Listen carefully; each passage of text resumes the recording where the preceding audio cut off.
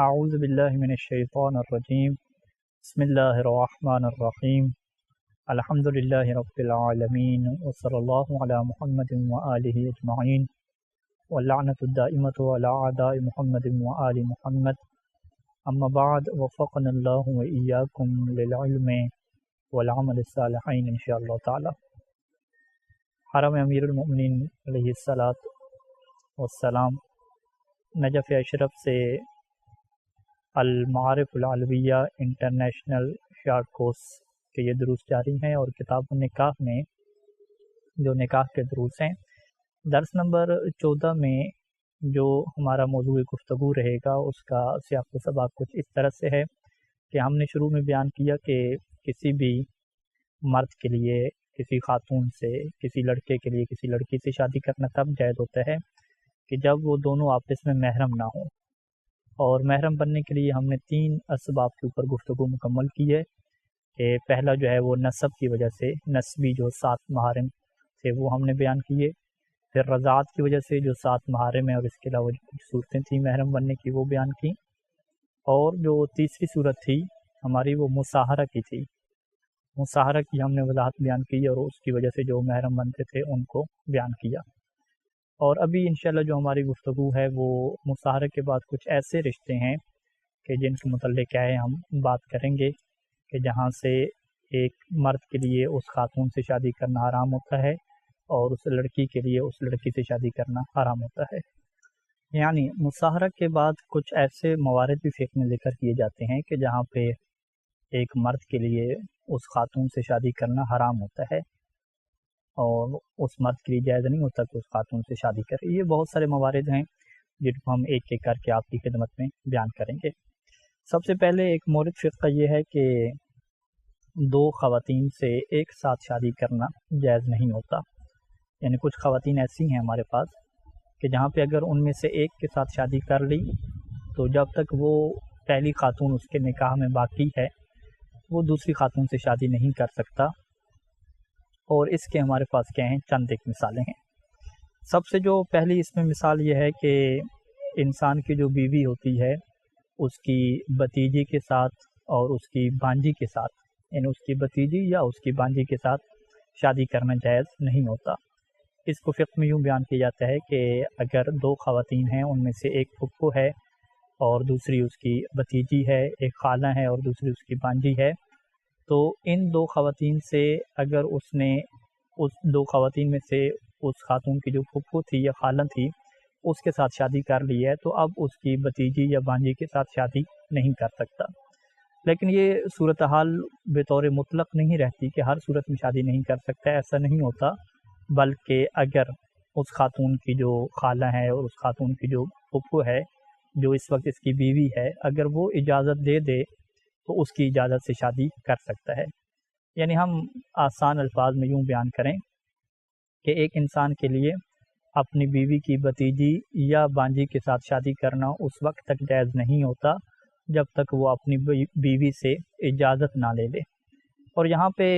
اس کا مطلب یہ ہوتا ہے کہ اگر بیوی اجازت نہیں دے گی تو ایسا نہیں ہے کہ یہ شخص گناہگار ہوگا، بلکہ اس کا جو نکاح ہے وہ بھی صحیح نہیں ہوگا، وہ نکاح باطل ہوگا۔ لہٰذا اپنی بیوی کی بھتیجی یا بانجی سے نکاح کے صحیح ہونے کے لیے یہ شرط رہتی ہے کہ اس کی بیوی کی طرف سے یہ اجازت موجود ہو، وہ خود یہ کہے اور اجازت دے واضح طور پہ کہ تم میری بھتیجی یا میری بانجی سے جو ہے وہ دوسری شادی کر لو، میں تمہیں اجازت دیتی ہوں۔ تو یہ مسئلہ کیا ہمارے سامنے آتا ہے، اور اسی مسئلے کو ہم یہ کہتے ہیں کہ ایک ہی ٹائم پہ 2 خواتین کے ساتھ نکاح جائز نہیں ہوتا، مگر یہ کہ بیوی اگر اجازت دے دے تو پھر اس کی بھتیجی یا اس کی جو ہے وہ بانجی کے ساتھ نکاح جائز ہو جاتا ہے۔ یہ پہلا مورد ہے اس کا۔ اس کی جو تفصیلات ہیں اس میں ہم آپ کے سامنے یہ ذکر کریں کہ یہاں پہ پہلی تفصیل تو یہ آتی ہے کہ فقط بیوی کی بانجی اور بھتیجی کی بات نہیں ہوتی، بلکہ بیوی کی جو بانجی ہے یا بھتیجی ہے اس کی جتنی بھی آگے اولاد ہے، یعنی بیوی کی بھتیجی کی جتنی اولاد ہوگی، بیوی کی بانجی کی جتنی اولاد ہوگی، اس کی اولاد میں بھی یہ بندہ شادی نہیں کر سکتا بیوی کی اجازت اور پرمیشن کے بغیر۔ اور اسی طریقے سے یہاں پہ کوئی فرق نہیں ہوتا کہ اس کا جو نکاح ہوا ہے اس خاتون سے، چاہے وہ نکاح دائمی ہو یا نکاح غیر دائمی ہو چاہے وہ اس کی بتیجی یا بانجی کے ساتھ نکاح دائمی کرنا چاہتا ہو یا نکاح منقطع غیر دائمی کرنا چاہتا ہو، ہر صورت میں اس کے لیے ضروری ہوتا ہے کہ وہ بیوی کی اجازت سے شادی کرے گا، وگرنہ اس کا نکاح درست نہیں ہوگا۔ اور اسی طریقے سے یہاں پہ یہ بھی کوئی فرق نہیں ہے کہ چاہے اس کی بیوی کو پتہ ہو کہ یہ شادی کر رہے ہیں یا اس کی بیوی کو پتہ نہ ہو، دونوں صورتوں میں یعنی باقاعدہ اس کو بیوی کو اطلاع دینا پڑے گی کہ میں تمہاری بانجی کے ساتھ یا تمہاری بتیجی کے ساتھ شادی کرنے جا رہا ہوں، تو اگر تم اجازت دو گی تو یہ ہماری شادی کیا ہوگی، صحیح ہوگی۔ تو لہٰذا اس میں یہ فرق نہیں ہوتا کہ بیوی کو پتہ تھا یا پتہ نہیں تھا، دونوں صورتوں میں اگر بیوی کو اس نے جو ہے وہ جہالت میں رکھا اور اسے آگاہ نہیں کیا، بتلایا نہیں ہے، تو یہ نہیں کہہ سکتا کہ میری بیوی کو کون سا پتہ تھا اور اس نے کون سا منع کر دیا تھا۔ یہاں پہ یہ بات نہیں ہوتی کہ بیوی منع کرے گی تو نکاح باطل ہوگا، نہیں، یہاں پہ جو اصل قانون ہے کہ بیوی کی اجازت ہونی چاہیے۔ اگر بیوی کی اجازت موجود نہیں ہے، چاہے اسے پتہ ہے یا پتہ نہیں ہے، تو یہ نکاح جو ہے وہ درست نہیں ہوگا۔ اور اسی طریقے سے یہاں پہ ایک اور بحث بھی اٹھتی ہے کہ چلیں یہ تو فقہ کا مسئلہ ہو گیا کہ اپنی بیوی کی بتیجی یا بانجی کے ساتھ نکاح جائز نہیں ہوتا، تو کیا بیوی کی خالہ کے ساتھ اور بیوی کی پھپھو کے ساتھ نکاح جائز ہوتا ہے؟ تو ہم کہیں گے ہاں، بیوی کی خالہ اور بیوی کی پھپھو کے ساتھ نکاح جائز ہوتا ہے، اور وہ کب جائز ہوتا ہے کہ جب اس کی پھپھو اور خالہ جو ہے وہ اس کی محرم نہ ہو، یعنی کوئی نسبی یا رضائی یا کوئی اور رشتہ نہ بنتا ہو، تو اس کے ساتھ نکاح کرنا جائز ہوتا ہے، اور اس میں پھر بیوی کی اجازت کی ضرورت نہیں ہوتی۔ یعنی یہ الٹ قانون نہیں چلے گا، فقط جو ہے وہ سیدھا یہ قانون چلے گا کہ بیوی کی بتیجی اور بانجی کے ساتھ شادی کے صحیح ہونے کے لیے بیوی کی اجازت کی ضرورت ہے، لیکن اپنی بیوی کی خالہ اور پھپھو سے نکاح کے صحیح ہونے کے لیے یعنی اگر کوئی اور مشکل نہ ہو تو وہاں پہ جو ہے وہ بیوی کی اجازت کی ضرورت نہیں ہوتی۔ اچھا، یہاں پہ اب ہم مزید جو ہے وہ آپ کی خدمت میں عرض کریں کہ ایک اور مسئلہ یہاں پہ ڈسکس کیا جاتا ہے کہ اگر بیوی نے اجازت دے دی اور اجازت دینے کے بعد وہ اپنی بات سے پھر جائے، تو پھر کیا دوبارہ اس سے اجازت لینی ہوگی؟ تو یہاں پہ دو صورتیں ہیں۔ اگر اس نے بیوی سے اجازت لے کر، پرمیشن لے کر اس کی بتیجی یا بانجی سے شادی کر لی تھی، شادی ہوگی، نکاح ہو گیا، نکاح جیسے پڑھا لیا گیا، عقد ہو گیا، اس کے بعد اگر اس کی بیوی اپنی بات سے پھر جاتی ہے اور کہتی ہے کہ میں تمہیں اجازت نہیں دیتی، اور جو اجازت دی تھی وہ میں اپنی بات سے کیا رجوع کرتی ہوں، میں اپنی بات سے کیا ہے دوبارہ یہ کہتی ہوں کہ وہ اجازت میں تمہیں نہیں دوں گی جو پہلے دے دی تھی، تو یہاں پہ جو ان کا نکاح ہو چکا ہے پھر اس کے اوپر کوئی اثر نہیں پڑے گا، ان کا نکاح درست ہوگا۔ اور اگر نکاح سے پہلے والی یہ صورت حال لازم ہے، یعنی بیوی نے اس کو اجازت دے دی کہ ٹھیک ہے آپ نکاح کر لیں میری بانجی سے یا میری بتیجی سے، لیکن ابھی نکاح نہیں ہوا تھا، نکاح نہیں پڑھایا گیا تھا، اور بیوی اپنی بات سے پھر گئی، اس نے کہا کہ نہیں جی میں آپ کو اجازت نہیں دیتی، اگرچہ پہلے اجازت دی تھی لیکن اب میں اپنی بات سے کیا پھر رہی ہوں، اپنی بات سے میں رجوع کر رہی ہوں۔ تو یہاں پہ سید سیستانی دامت ظل العالی نے لکھا کہ ان کا نکاح کیا درست نہیں ہوگا۔ تو لہٰذا نکاح سے پہلے عقد سے پہلے ضروری ہے کہ بیوی کی اجازت موجود ہو، اگر وہ اجازت دے کر اپنی اجازت سے پھر گئی ہے تو پھر ان کا یہ نکاح درست نہیں ہوگا۔ اچھا، اسی طریقے سے اگر فرض کریں کہ وہ جو ہم نے الٹ صورتحال بیان کی ہے کہ ایک خاتون سے شادی ہو چکی تھی، اب جو ہے وہ اس کی بعد میں جو ہے وہ اس کی پھپھو یا خالہ کے ساتھ شادی کر لی، شادی کے بعد پھپھو یا خالہ کہتی ہے کہ یہ جو تم نے میری بتیجی کے ساتھ یا میری بانجی کے ساتھ جو شادی کر رکھی ہے میں اس کو فسخ کرتی ہوں، میں اس کی اجازت نہیں دیتی، تو اس کا بھی کوئی اثر نہیں پڑے گا، کیونکہ وہ پہلے شادی ہو چکی ہے کہ جب اس کی یعنی جب اس کی خالہ یا اس کی پھپھو کے ساتھ شادی نہیں کی تھی تو وہ پہلے سے شادی ہو چکی تھی، لہٰذا ان کا نکاح کیا درست ہے۔ دوبارہ نکاح جب اس کی خالہ یا پھپھو سے کرے گا تو اس کی خالہ اور پھپھو کو یہ اختیار نہیں ملتا کہ جو ان کا نکاح ہو چکا ہے وہ اسے ختم کر دیں یا باطل کر دیں۔ اچھا، یہاں پہ ایک مسئلہ یہ واضح ہو گیا۔ اسی طریقے سے ایک اور یہ بحث آتی ہے کہ اگر یہ اپنی بیوی کو طلاق دے دیتا ہے تو بیوی کو طلاق دینے کے بعد کیا اس کے لیے جائز ہے کہ اس کی بتیجی یا بانجی سے جو ہے وہ شادی کر لے؟ تو یہاں پہ سید سیستانی دامت ظل العالی نے لکھا کہ اگر تو یہ طلاق جو ہے وہ طلاق بائن ہو جس میں شوہر کے لیے رجوع کا آپشن نہیں ہوتا، پھر تو جو ہے وہ یہ اس کی بتیجی اور بانجی کے ساتھ کیا شادی کر سکتا ہے، یعنی اس کے اپنی بیوی کی جو بائی کی بیٹی ہے یا بہن کی بیٹی ہے اس سے شادی کر سکتے ہیں، اس میں کوئی مشکل نہیں ہے اگر طلاق بائن ہے۔ لیکن اگر طلاق رجی ہے تو پھر یہاں پہ اس کی جو متعلقہ بیوی ہے جس کو طلاق رجی دی ہے اور ابھی تک عدت ان کی باقی ہے،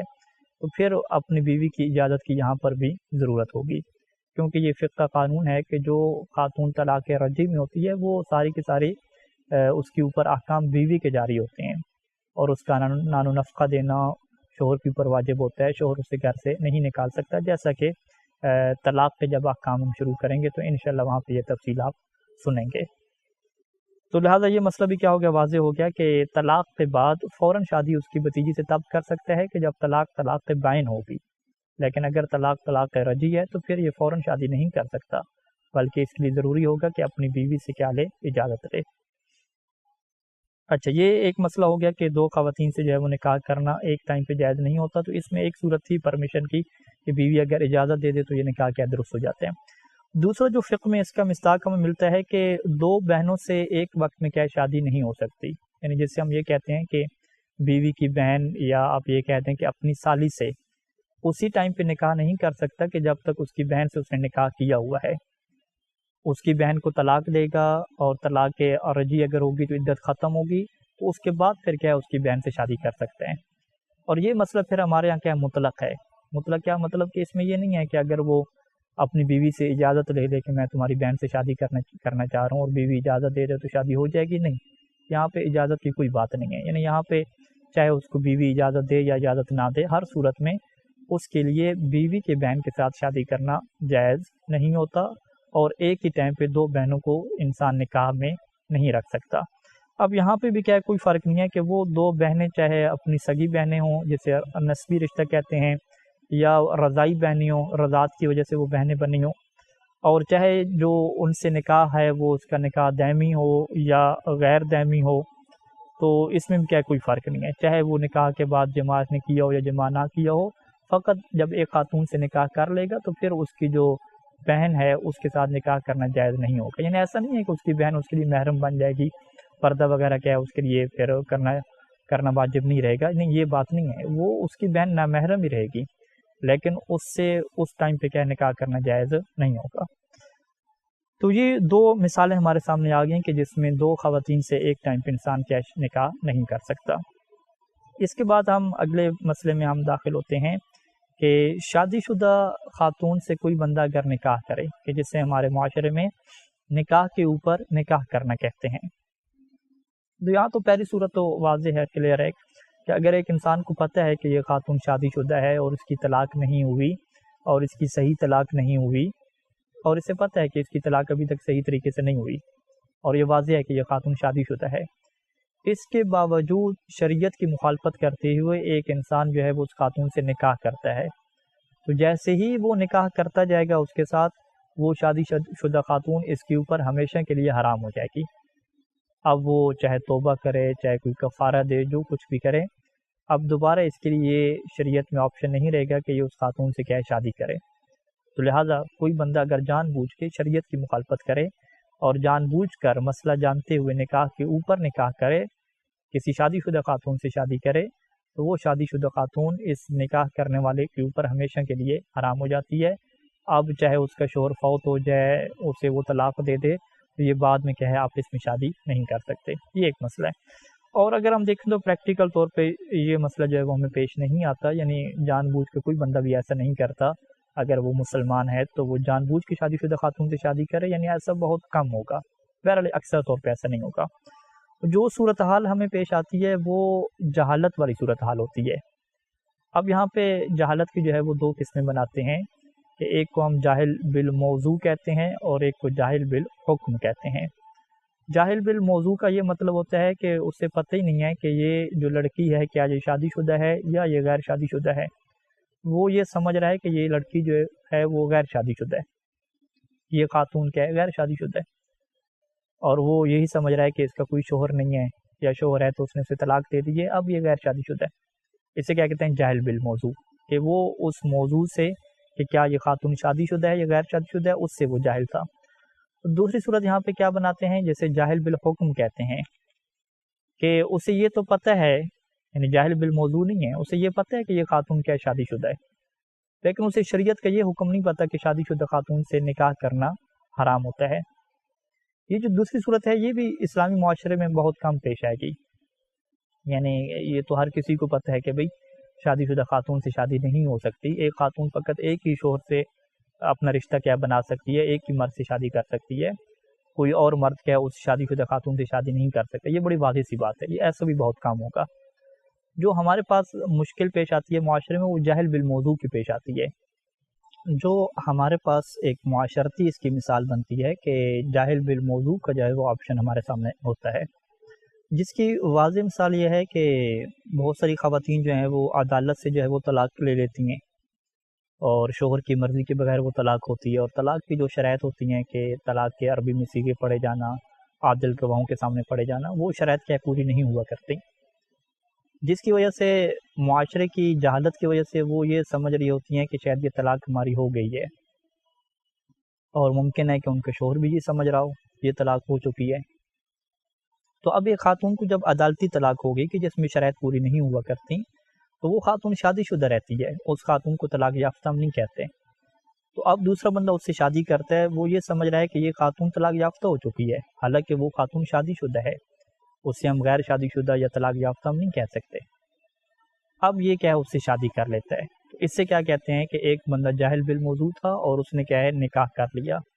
اب یہاں پہ یہ مسئلہ آتا ہے کہ کیا اس صورت میں بھی یہی قانون چلے گا کہ جیسے آپ نکاح کے اوپر نکاح کرتے ہیں اور آپ کو پتہ ہوتا ہے کہ یہ خاتون کیا ہے، شادی شدہ ہے، تو وہ خاتون ہمیشہ کے لیے حرام ہو جاتی ہے۔ تو اگر اسے پتہ نہیں تھا، وہ تو یہ سمجھ رہا تھا کہ یہ طلاق یافتہ ہے اور طلاق ہو چکی ہے، بعد میں اس کے علم میں آیا کہ یہ طلاق تو نہیں ہوئی تھی، اس کے اندر تو شرائط ہی پوری نہیں تھی، اب اس نے کیا ہے اس سے نکاح کر لیا۔ بعد میں پتہ چلا کہ بھئی یہ تو طلاق یافتہ خاتون ہے ہی نہیں، یہ تو عدالتی طلاق تھی، اس کے اندر تو شرائط ہی پوری نہیں تھیں، عربی میں صیغے نہیں پڑھے گئے تھے، عادل گواہوں کے سامنے نہیں پڑھے گئے تھے۔ اب یہاں پہ کیا مسئلہ ہے؟ تو یہاں پہ سید سستانی دامت ظل العالی نے یہ لکھا کہ اگر تو فقط وہ نکاح کرتے ہیں، نکاح کے بعد ابھی تک ہم بستری نہیں کی، جماع نہیں کیا، تو یہ نکاح باطل ہوگا۔ یہ بات تو واضح ہے کہ نکاح باطل ہوگا، دونوں کے لیے جو ہے وہ جدا ہونا ضروری ہو جائے گا آپس میں، اور پھر وہاں سے کیا ہے خاتون وہ دوبارہ طلاق لے گی اپنی صحیح طریقے سے، اور بعد میں یہ آپس میں کیا شادی کر سکیں گے۔ تو یہ کیا واضح مسئلہ ہو گیا اگر انہوں نے جماع نہیں کیا۔ لیکن اگر ان کا نکاح بھی ہو گیا، نکاح کے بعد جماع اور ہم بستری بھی ہو گئی، بعد میں جا کے پتہ چلا کہ یہ خاتون تو شادی شدہ تھی، اور ہم یہ سمجھتے رہے کہ یہ طلاق یافتہ ہے اور عدالتی طلاق ٹھیک ہوتی ہے، بعد میں پتہ چلا کہ یہ طلاق تو ٹھیک ہی نہیں تھی، اس کی شرائط ہی پوری نہیں تھی، یہ خاتون تو شادی شدہ تھی، اور انہوں نے نکاح بھی کر لیا، نکاح کے بعد جماع بھی کر لیا۔ تو اب یہاں پہ سید سستانی دامت ظل العالی نے احتیاط واجب لگا دی کہ یہاں پہ احتیاط واجب کے طور پہ اب یہ خاتون ہمیشہ کے لیے اس کے اوپر حرام ہو جائے گی، یہ دونوں آپس میں جدا ہو جائیں گے، اور احتیاط واجب کے طور پر یہ اس سے دوبارہ نکاح کبھی بھی نہیں کر سکے گا، چاہے اس کا جو پہلا شوہر ہے وہ اس کو طلاق کے صیغے پڑھ دے اور عادل گواہوں کے سامنے پڑھے اور صحیح شرعی طریقے سے طلاق دے دے، پھر بھی یہ خاتون کیا ہے اپنے اس دوسرے شوہر کے ساتھ دوبارہ کیا شادی نہیں کر سکے گی، اور احتیاط واجب کے طور پر یہ ہمیشہ کے لیے حرام ہو جائے گی۔ یہاں پہ چونکہ سید سستانی دامت ظل العالی نے فتویٰ نہیں دیا حرام معبد ہونے کا، بلکہ احتیاط واجب لگائی، تو یہ آپشن سامنے رہتا ہے ہمارے کہ اگر ہم اس احتیاط پہ عمل نہیں کرنا چاہتے اور تقلید کرنا چاہتے ہیں، کسی دوسرے کے فتویٰ کی طرف رجوع کرنا چاہتے ہیں، تو پھر فل عالم کی رعایت کرتے ہوئے دیگر فقہا کی طرف رجوع کر سکتے ہیں، جیسا کہ آیت اللہ اسحاق الفیاض دامت ظل العالی یا دیگر اور فقہا کہ جو مکلف سمجھتا ہے کہ سید سستانی کے بعد جو عالم الفقہا ہیں وہ یہی فقہا ہیں، یا ان کے متعلق یہ شبہ پایا جاتا ہے کہ ہو سکتا ہے کہ عالمیت جو ہے وہ انہی فقہا کے اندر ہو، ان کے علاوہ کیا کسی اور کے اندر موجود نہ ہو، تو یہ پھر اپنی مکلف کی ذمہ داری ہے کہ احتیاط واجب کے علاوہ وہ دیگر فقہا کو تلاش کرے اور ڈھونڈے کہ جنہوں نے اس احتیاط واجب کا جو ہے وہ احتیاط واجب کی طرح کا فتویٰ نہیں دیا ہوا، بلکہ انہوں نے احتیاط مستحب لکھی ہے، یا انہوں نے یہ لکھا ہے کہ یہاں پہ حرام محبت خاتون نہیں ہوتی۔ تو لہٰذا خلاصہ کلام کیا ہو گیا کہ شادی شدہ خاتون سے اگر نکاح کیا جائے، یعنی نکاح پہ نکاح کیا جائے، اور ایک بندے کو پتہ بھی ہو کہ یہ خاتون شادی شدہ ہے، شرعی مسئلے کا بھی اسے علم ہو، پھر تو جیسے ہی نکاح کرتے جائیں گے وہ خاتون ہمیشہ کے لیے حرام ہو جائے گی، اور یہاں پہ حرام ہونے کا فتویٰ ہے، اور یہاں پہ چاہے وہ جماع کریں یا جماع نہ کریں وہ ہمیشہ کے لیے حرام ہو جائے گی۔ اب چاہے یہ خاتون کا پہلا شوہر فوت ہو جائے، اسے طلاق دے دے، تو یہ بعد میں بھی آپ اس میں شادی نہیں کر سکتے۔ تو اس کے علاوہ جو دوسری صورت ہے کہ اگر اسے پتہ نہیں تھا کہ یہ خاتون شادی شدہ ہے، یہ سمجھ رہا تھا کہ یہ خاتون جو ہے وہ غیر شادی شدہ ہے یا طلاق یافتہ ہے،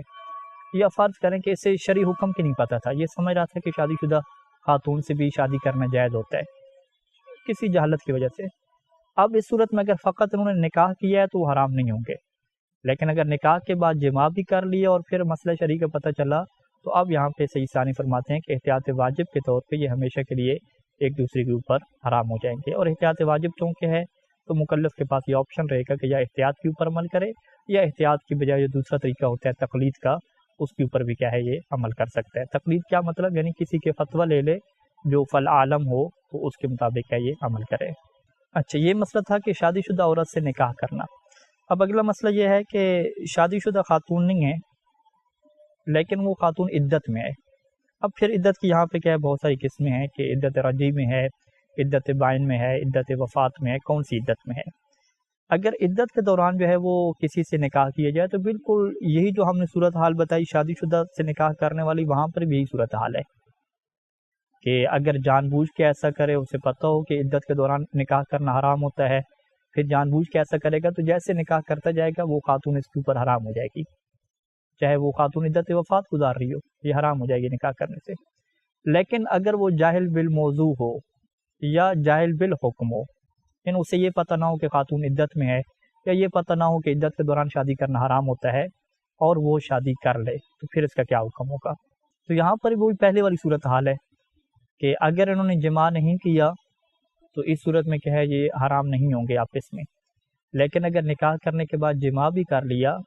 تو پھر یہاں پہ سید ثانی نے کہا ہے کہ یہ ہمیشہ کے لیے ایک دوسرے کے اوپر حرام ہو جائیں گے، اور یہاں پہ انہوں نے احتیاط واجب نہیں لگائی بلکہ یہاں پہ فتویٰ دیا ہے کہ یہ ہمیشہ کے لیے حرام محبت ہو جائیں گے اور اب آپس میں یہ کبھی بھی نکاح نہیں کر سکیں گے چاہے اس خاتون کی کیا عدت ختم ہو جائے۔